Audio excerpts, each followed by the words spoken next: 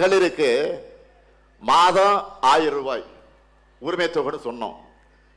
இன்னைக்கு இந்தியாவுக்கு மாடலா நம்ம கலைஞர் மகளிர் உரிமை திட்டம் மாறிடுச்சு. இந்த திட்டத்தால பலருடைய வாழ்க்கையை மாறிடுச்சு.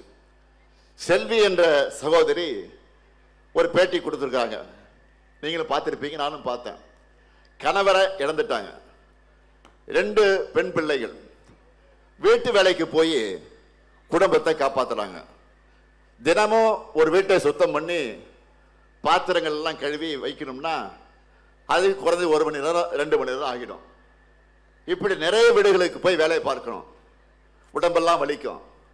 ஆனா இப்ப மாசம் 1000 ரூபாய் மகளிர் உரிமை தொகை கிடைக்கிறதுனால ஒரு வீட்டை குறைச்சிட்டேன்னு அவங்க சொல்றாங்க.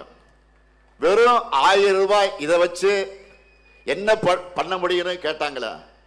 செல்வி போன்ற சகோதரிகளுக்கு தினமும் 1 மணி நேரம் ஓய்வை இந்த திட்டம் வழங்கியிருக்கு.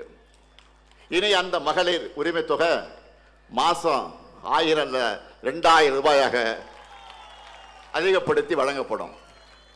தாய்மார்கள்லாம் ஹாப்பியா? தாய்மாரை கை கூட்டி ஹாப்பின்னு சொல்லுங்க. அதுக்கு ட்ரெய்லர்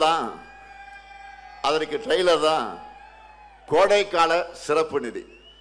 அந்த நிதியை சேர்த்து அண்மையிலே கொடுத்த 5000 ரூபாய் வந்துச்சா இல்லையா?